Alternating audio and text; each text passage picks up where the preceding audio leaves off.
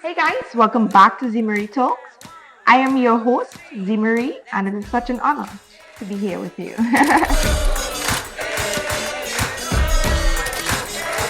haven't given you guys a solo pod for a minute now, and I had made a petition and said, you know what, I want to invite more persons onto this pod so that we can, you can hear different stories. And that's the aim of this pod, is to be able to hear the testimonies, the victories, the wins that persons would have experienced in their own lives. And in that journey or in that, I'm like, listen, when we started this thing, I said, that you're going to see my transition. You're going to see me evolve into all of who God has called me to be. And as I'm navigating those journeys, or as I'm navigating that journey in particular of becoming and really walking into the purpose that God has called me to walk into, that you guys can walk alongside me in that transition, in that crossover, because we're all always in some sort of transition. We're always in some sort of navigational pool that we're trying to figure out what's next and where am I supposed to be right now? What am I supposed to be doing right now? What am I supposed to be focused on right now? Or who am I supposed to be right now? The person that I have been over the years, the person that I've been in times past has long gone. I don't know who she is. I don't know who he is anymore. I'm a whole new person. Life has taught me a couple things. I have a few more lessons and experiences under my belt that has now shaped me in a different way. And I need to figure out who this person is. And as I'm figuring out who this person is, what does this person like? What does this person enjoy? What does this person want to do? Where does this person need to grow? Or where has this person grown?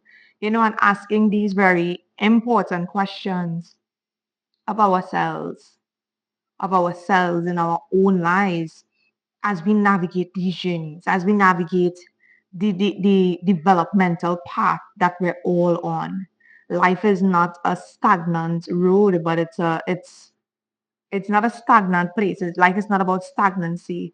Actually, when you're stagnant in life, you stop growing, stop evolving, and you deteriorate, But we're always called to grow. We're always called to transition. We're always called to pivot and make changes. And this is what we're here for. This is our journey. This is why this podcast exists, is to share your success stories, is to share just success stories. And these success stories are not the big mountaintop success stories, but these are just the day-to-day things that we have learned, that we have grown in, that we have overcome in, that God has brought us through, where we can have a testimony, where we could see, that it's not easy, but it's possible. It's possible that we can grow, that we can grow, that we can be brilliant, that we can become, and that we can walk into the fullness and walk in the fullness of who God has created us to be.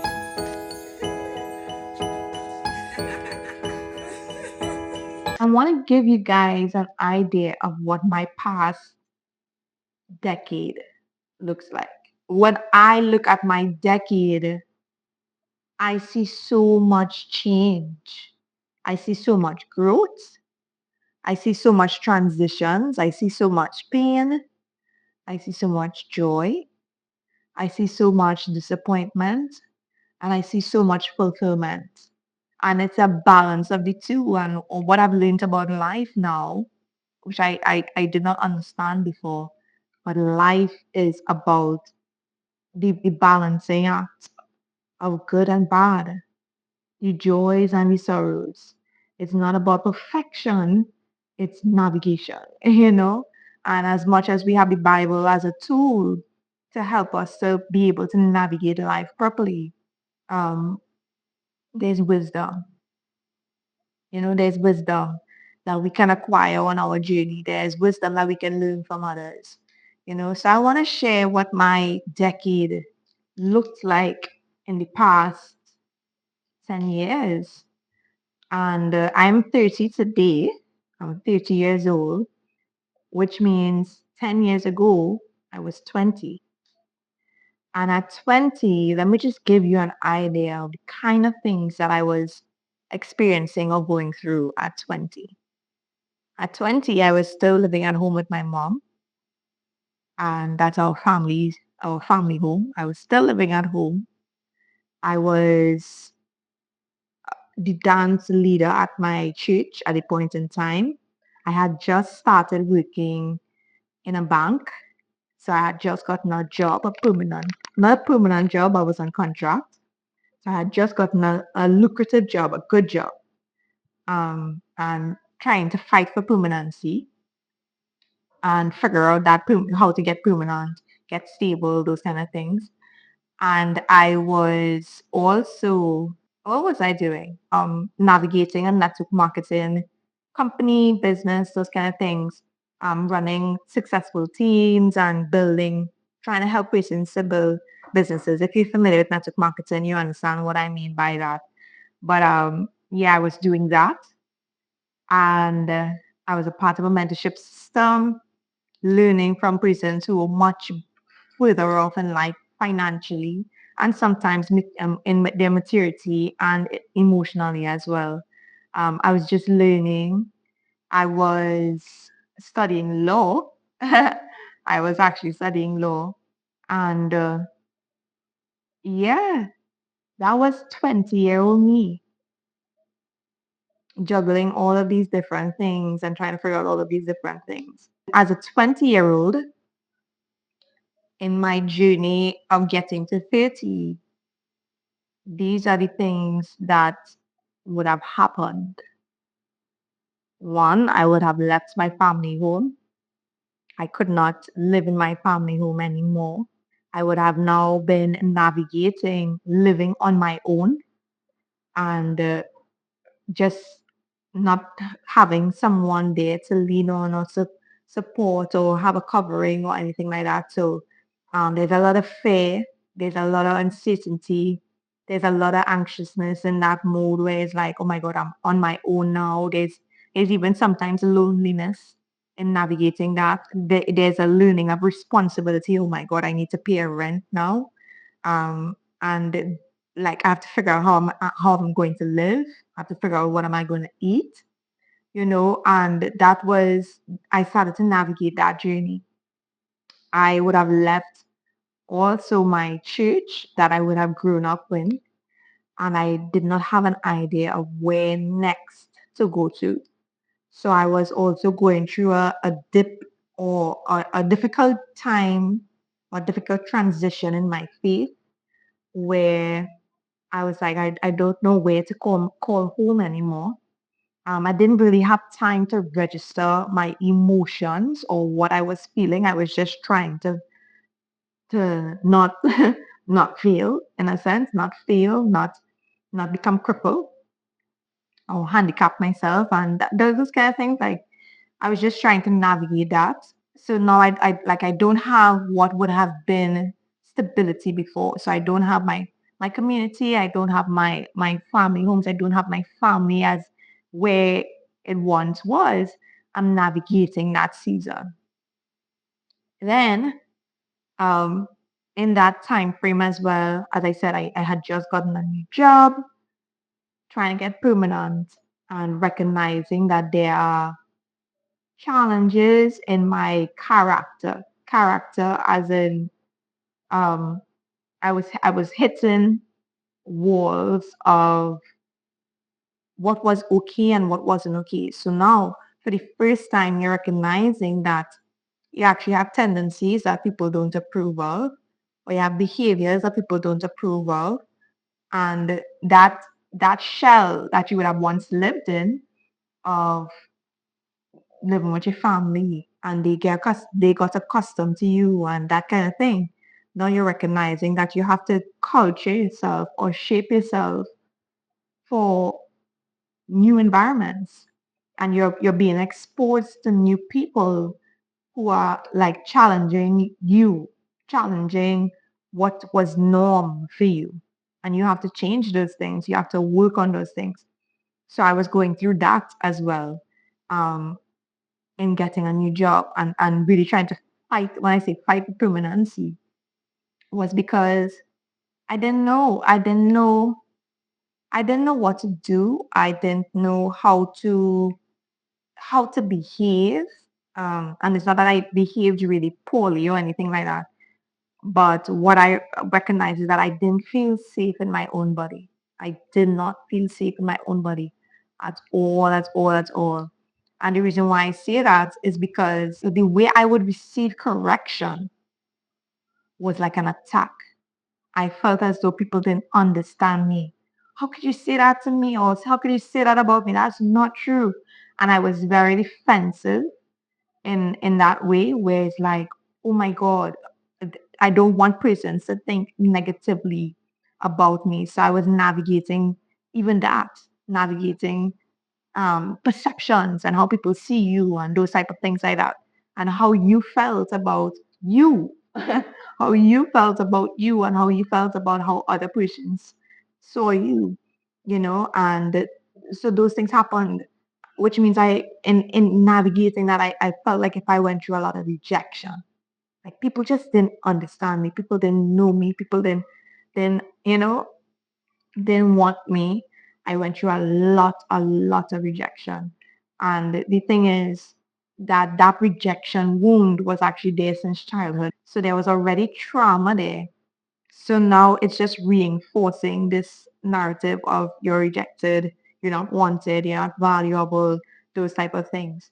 Um, and reinforcing why I felt like if I needed to be perfect, so I would work extremely hard. I would burn myself out on the job. I would become excellent at what I did, and nothing is wrong with being excellent. But your motives, your reasons for why, and my reasons for why was that I wanted to, I wanted the narrative to stop. I want people to stop saying bad things about me. But the thing is, what happened is that in that environment, it had a little bit of its own negative dynamics as well, and which also affected me. But like, I recognized that it didn't matter how much things I ticked off, they would always find something to nitpick at, and it was always my character. It was always my character. So I always felt as though I was shifting and shaping myself to fit into somebody's mold, or to fit or to please somebody else. You understand what I'm saying? So I was just shaping and tweaking and fixing and thinging, and it's like that's not who God called us to be. That's not who God wants us to be. But that was my season of my 20s. Um, I had started visiting a church, but I was not consistent at that visit. So I started to really go through dips in my faith, in a sense.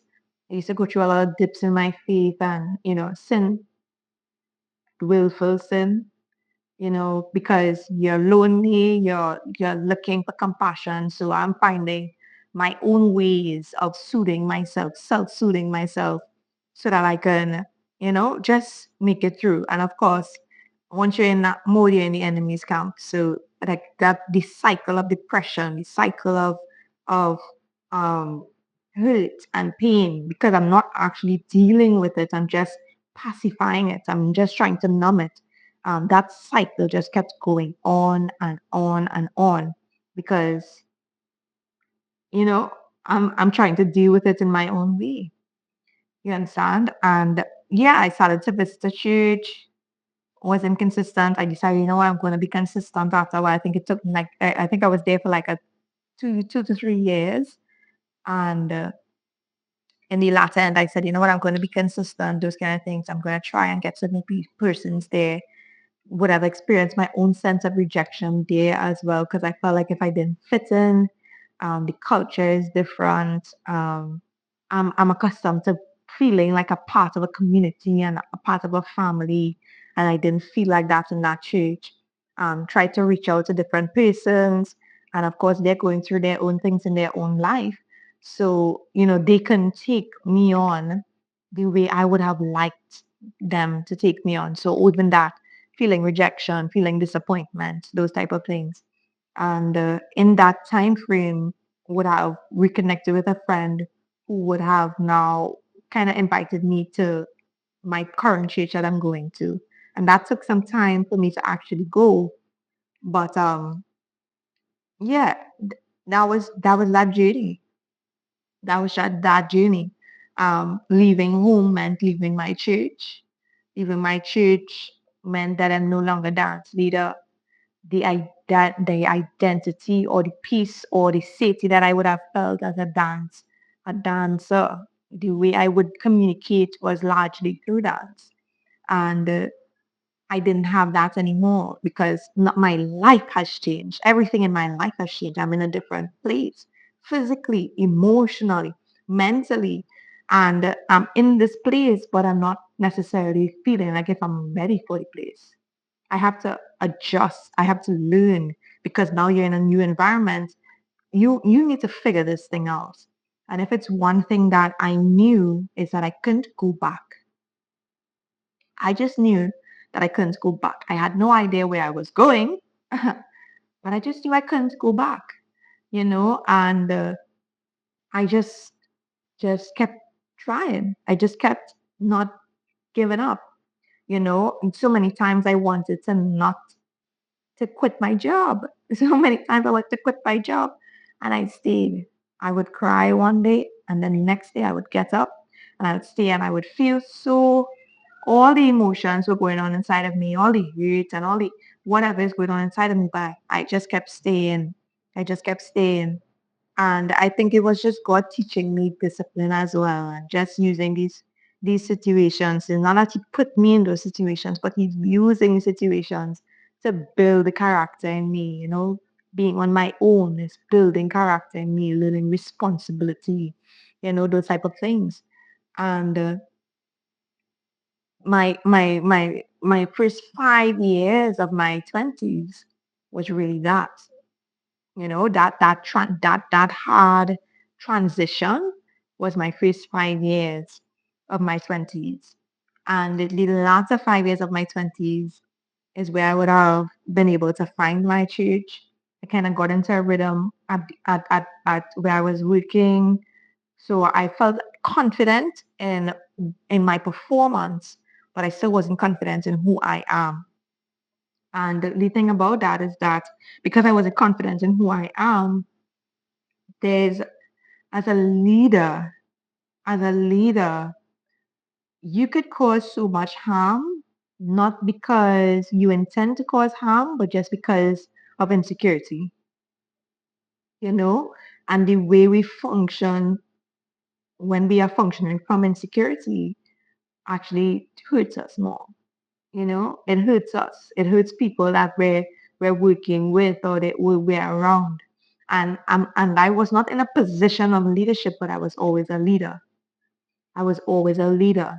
And the thing about that is that people would look up to me, but it was it was a mixture of admiration, envy, and jealousy. You know, a mixture of different things. And the thing is, being insecure, I would always try to please. I would always try to people please. So in all of my relationships, I was always trying to make the other person happy. I would invalidate how I felt. I would invalidate my own emotional states and my own emotions just to make somebody else happy, which means a lot of the time I wasn't happy because I just kept burying my own feelings and burying how I felt. I didn't even think that I was allowed to feel the way I felt because, somebody would either say something to almost blackmail me or guilt trip me into feeling as if what I did was so terrible or who I am is so terrible and who I am is so bad that I never felt as though um, I was a good person. It's so crazy to me now, but it's like I just didn't think that I was a good person because I believed everything that people would say. I just didn't have a sense of identity, a true sense of who I was, and as I'm navigating this latter years of my 20s, God is starting to teach me now just simple things like you can't feel how you feel. Or he's teaching me things like how much he loves me, which I didn't even know how to receive because of all of that rejection that was built up inside of me.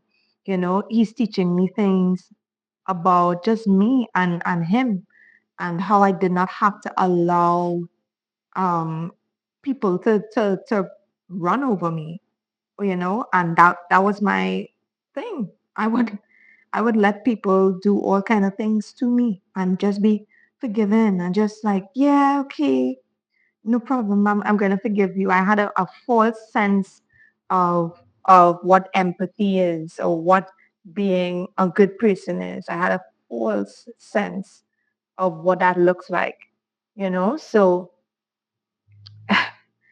emotionally, I think I just put myself in so much bad positions. I put myself in really bad positions and really bad relationships, um, because the way I cared for a persons would not the same way that they cared for me. What I was willing to give up and sacrifice for them was not this. It was not mutual. It was not a mutual relationship. Persons were they saw the inadequacies in my character and they made fun of it, but they also they took advantage of it. They took advantage of it. And even now I don't blame them because I mean it's not nice. But I needed to grow. I needed to learn boundaries. I needed to learn how to protect myself and not put myself in those type of positions. I needed to mature. I needed to mature. So the whole thing is that like 26, 27, 28, God started to teach me about my value, my worth, that you are allowed to feel as well. That not everything that happened to you were good things. And if you felt a type of way about the things that happened to you, then that's okay. It's okay because it should not have happened. You know what I'm saying? It should not have happened. It was not good things. So God started to validate me in ways that I didn't even realize that I needed to be validated. I needed to understand that these type of behaviors are not okay. I needed to understand that I need to allow myself to feel the things that I would have gone through. I needed to feel the disappointments. I needed to feel the hurt. I needed to feel the withdrawals. I needed to grieve. I needed to understand those things. You understand what I mean? And because of that, it helped me to heal. It helped me to learn how to stand up for myself, which I had never done in all my life. So imagine trying to navigate standing up for yourself when you've been a people pleaser all this time. And it's like, oh my God, every time you stand up for yourself, you feel guilty.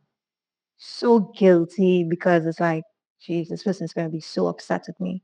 This person's going to be so mad. And they were, but it's because they were benefiting from my lack of boundaries or my lack of value in myself before. And the thing is, like, I just had to learn. I just had to learn how to be confident in who I am. I had to learn that I am fearfully and wonderfully made. I had to learn that I had to learn who God created me to be. I had to learn. And a lot of those latter years of my 20s was me learning who I am, who God created me to be, how much He loved me, and how I did not need to be validated by anybody else. And it took years of reprogramming my mind, reprogramming my emotions, reprogramming the way I thought about things, reprogramming the way I saw things, reprogramming the voice I heard in my ear. Because a lot of the voice I heard in my ear was out of condemnation because I was always corrected. People weren't taking time to teach me. They were always correcting me. So I always felt like if I was always doing something wrong. And the way I heard God was as if I was always doing something wrong. I didn't think that he loves me. I didn't think that he could value me like that. Because I was always hearing him in a rebuke or in a correction, in a stern voice. And that was not who he was at all. He was always talking to me out of love and I couldn't hear it. I couldn't hear it. So it was such a journey of navigating. It was such a journey. And later on, in that journey, I figured out the things that I loved. Like God started to teach me so much things. I love living on my own and spending time with me. That I love quiet and stillness. I figured out my love language.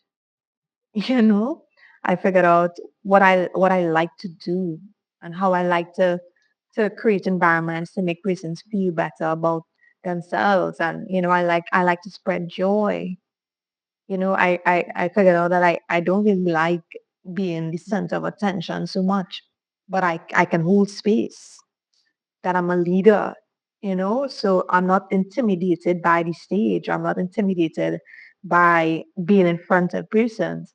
I mean, I would prefer not to, but I figured out that I wasn't scared of things, that I was actually bold and I was brave and I was willing to take risks. I figured out that I liked cooking. I don't like the preparation so much. I liked feeding people, that I actually enjoyed putting together this thing. It was a part of creativity for me. I figured out that I loved dance. I mean, I knew that all the time. What I was able to navigate and figure out in my latter 20s is that I didn't have to give it up, that I didn't have to lose this part of myself, but I can still have it, and God gave it back to me. I got into music and I became a gospel recording artist from Trinidad and Tobago. And I figured out when in the earlier years of it, I was like going through imposter syndrome, like, am I supposed to be here? But now I figured out that this is where I'm supposed to be. This is exactly what I'm supposed to be doing. And I know that God has called me to do this.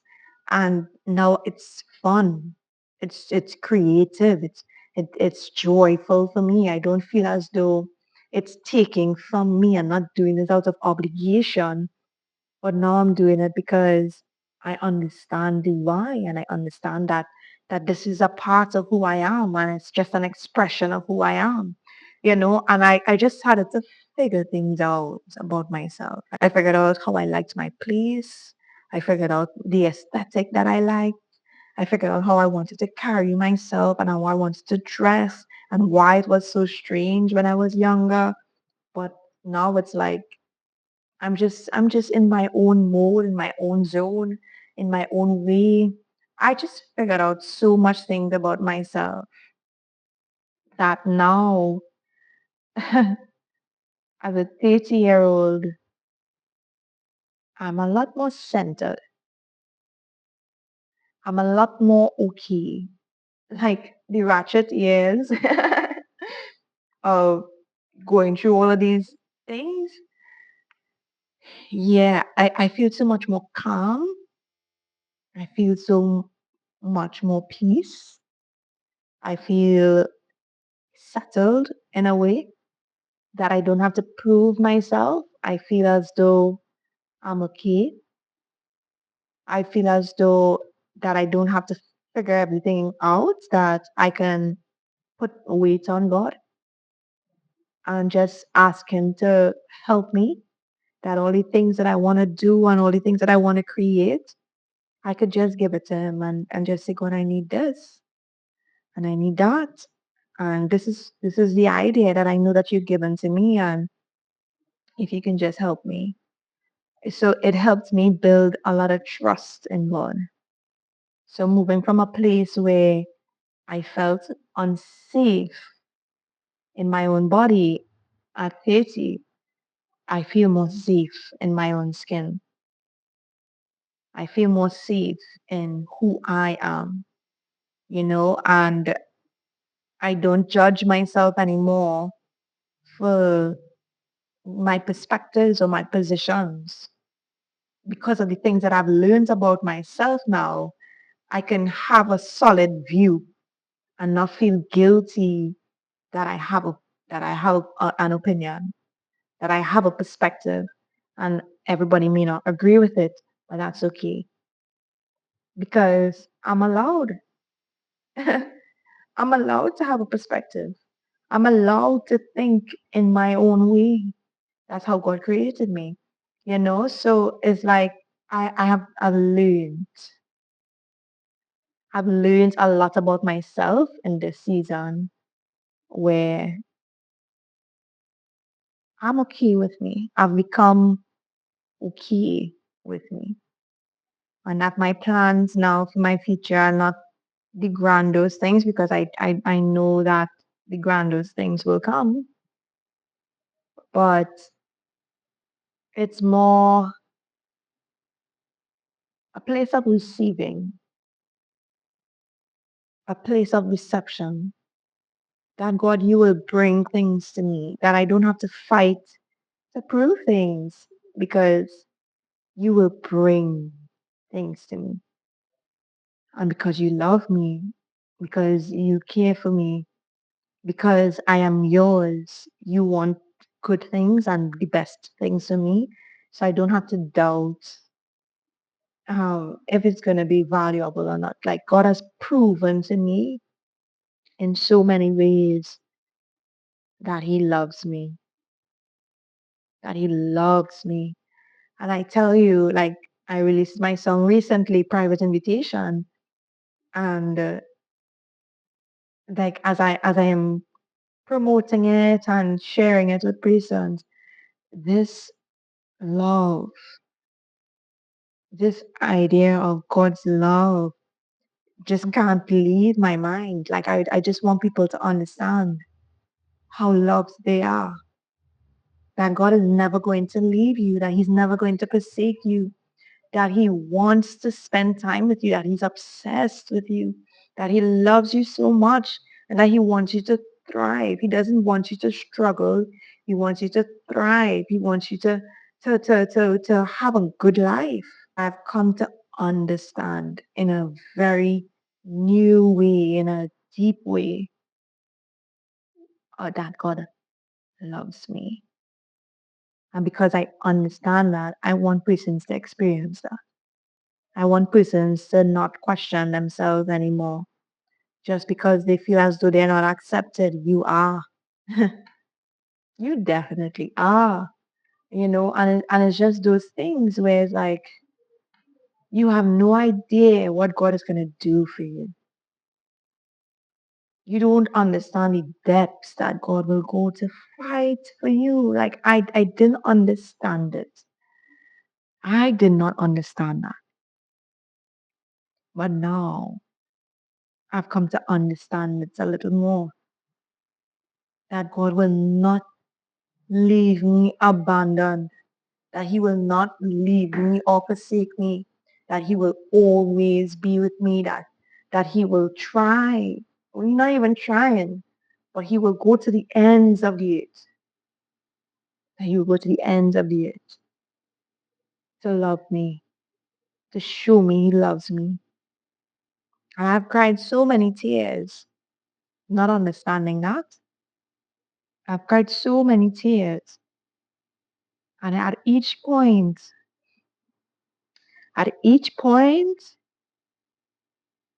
what I just said, I love you. Every disappointment, He's loved me. Every hurt, He's loved me. Every confusion, He's loved me. Like He's just loved me so much, so much that it has just been, God, you are amazing.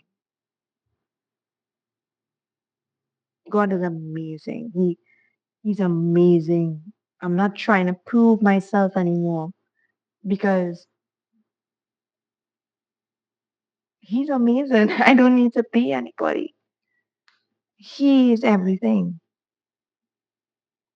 He is everything. You know what I mean? And it's like even when I did this new song and I go back and I listen to it, like our main fear in life is to be loved, right? Our biggest concern in life is to be truly accepted for who we are. It's not whether we be judged, is if we are okay with being loved and perfect. And we have a hard time, a very hard time receiving that. Receiving that. Receiving that reality that, listen, you and your imperfect self, you and your broken self, you and your weak self, you and your this self, whatever labels you put on yourself, I love you. I love you. Yeah, you felt you wasn't good enough. I love you. You are enough for me. You see that? Yeah, we have a hard time receiving that. We have a real hard time receiving that. But I'm immensely grateful to God that He's taught me that in this last decade. He's taught me. It has been a journey of teaching, but He has taught me that He loves me. So yeah,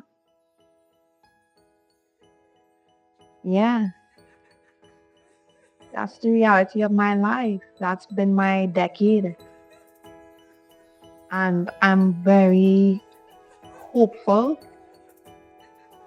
about this next decade, this one that I've entered. I'm very hopeful about it because I just feel as though I don't have to map anything out really. I don't have to fight for anything really. I just have to trust God that He's going to direct my career and direct my path and direct my life and introduce me to the right people and, put me in the right environment. I could just trust Him with that, you know? I could trust Him. A lot of the things that I do now, when I got into music, I didn't even know that I would be in music. And I am in now. That was just God.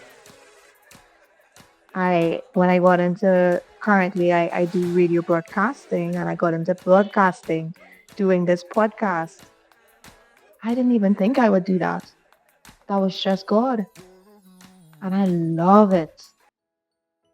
I love it. And I love it because He knows us better than we know ourselves. He knows what we would enjoy. He knows. So He literally guides us into the best life for us. But we have to learn how to trust Him. We have to learn how to trust Him. And we can't trust Him just by somebody else's experience, but like through our own experience. We have to build that trust with Him. We have to lean on Him and see Him come through and just, oh, okay, yeah. I could trust him. I just wanted to come on here and share that with you guys. I love y'all so much. And as we are navigating our transitional seasons, I just pray God's grace, God's love, God's strength, God's peace on all of us. My desire is to encourage and to be a transparent space that brings hope. Very transparent, very vulnerable. There's nothing to hide, nobody to impress. My perfections and imperfections all in one. I'm just like you, I'm not different. We're all walking out this life together. And with grace, with strength, with love, with the love of God, we could make it, man. We could get through. We could make it through. So let's not be afraid to grow, to glow, and to be brilliant, to reveal our vulnerable moments, because we want to become bold and unapologetic in the identity that God has created us to walk in, that we can live fully in our purpose. And this is our aim, this is our path, this is who we are.